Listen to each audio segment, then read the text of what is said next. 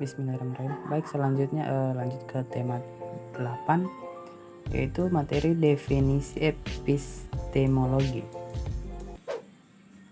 Istilah epistemologi berasal dari bahasa Inggris epistemology yang merupakan gabungan dua perkataan Yunani, yaitu epistem yang bermaksud pengetahuan dan logos yang bermaksud ilmu, sains, kajian, teori, dan pembahasan.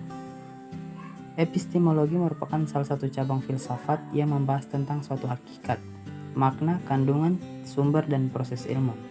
Jadi dapat dikatakan bahwa epistemologi itu berarti pembahasan tentang ilmu pengetahuan.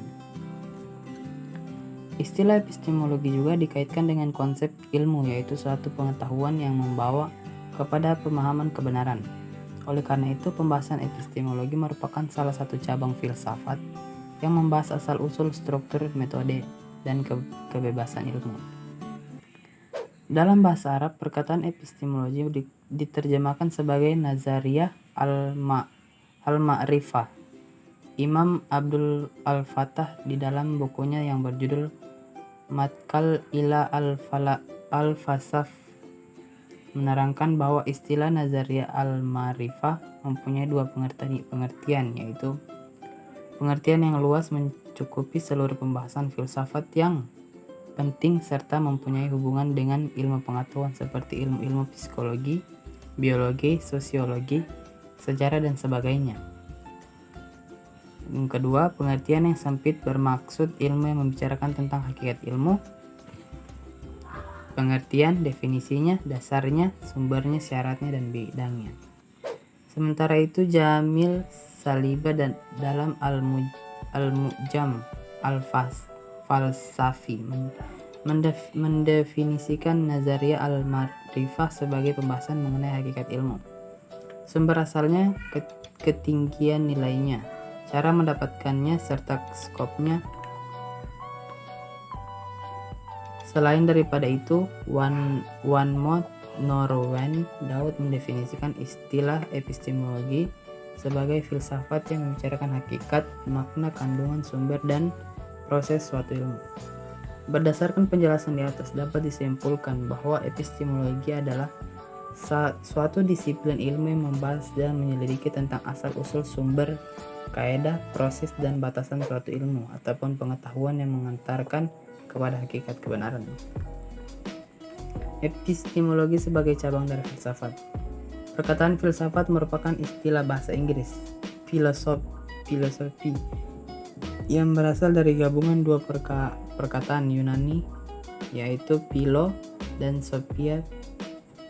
Philo bermaksud cinta, manakala sophia bermaksud hikmah dan kebijaksanaan. Maka dapat dikatakan bahwa filsafat adalah cinta kepada hikmah, cinta kepada pengetahuan, dan cinta kepada kebijaksanaan. Pythagoras merupakan orang yang pertama menggunakan istilah ini dan menyebut dirinya sebagai seorang filosofos atau pencipta kebijaksanaan. Dalam pembahasan ini, epistemologi merupakan salah satu daripada cabang utama pembahasan filsafat yang membicarakan tentang teori ilmu 9. Adapun dari segi sejarah pula, pembahasan filsafat merupakan induk utama ilmu pengetahuan. Berdasarkan kepada disiplin filsafat ini, lahirlah cabang-cabang ilmu lain seperti matematika, ilmu logika atau mantik, ilmu kedokteran, dan sebagainya.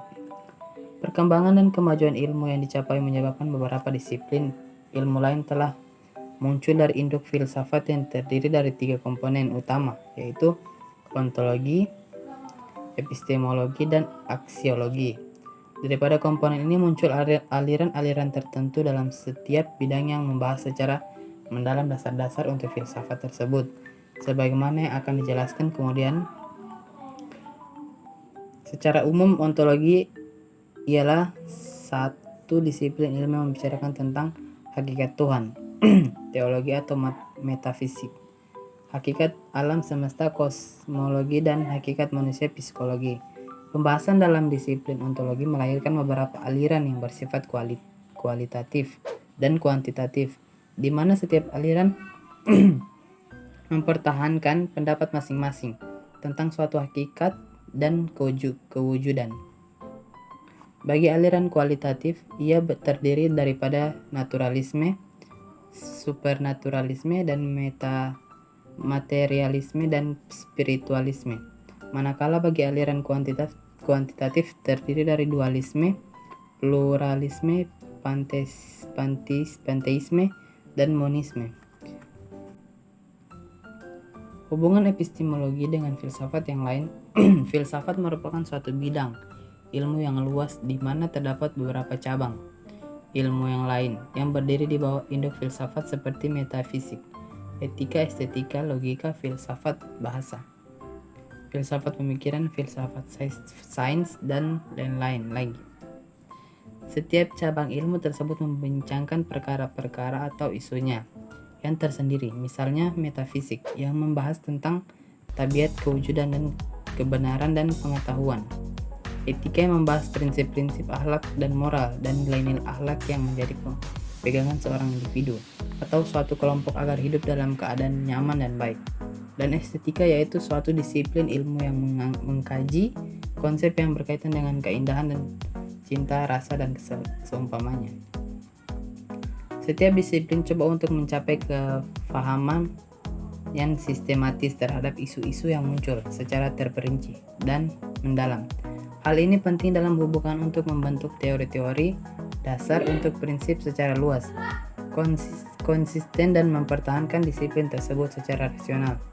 Dari segi praktiknya, setiap teori coba meneliti secara kompleks tuduhan-tuduhan yang muncul dalam berbagai isu-isu yang ada. Epistemologi sebagai salah satu cabang utama filsafat memainkan peran utama dalam hubungannya dengan disiplin-disiplin filsafat yang lain. Meskipun materi yang dibahas dalam suatu cabang filsafat itu berbeda antara satu dengan yang lainnya, sering menjadi bahan kajian ahli filsafat, namun semuanya berdasarkan kepada dasar dan asas yang sama, yaitu coba untuk mencapai hakikat kebenaran dengan jelas, keyakinan sebagai objektif akhir kajian. Ia merupakan aspek utama yang dibahas dalam disiplin epistemologi yang menjadi dasar kepada cabang-cabang filsafat lainnya. Jika suatu klaim yang dibuat ini memerlukan kepada bukti yang kuat agar mencapai kepada tahap kebenaran dan keyakinan. Namun begitu, untuk mencapai semua ini, berbagai pertanyaan berikut akan muncul, yaitu bagaimanakah kita boleh menyatakan suatu perkara itu benar? Apakah bukti-bukti yang mendukung untuk menentang suatu dalil? Dan bolehkah klaim tersebut itu dibuktikan? Oleh karena itu, hampir seluruh pertanyaan tersebut memerlukan kepada pertimbangan epistemologi dalam menyelesaikan masalah. Ini sebagaimana jika akan dijelaskan dalam topik berikutnya.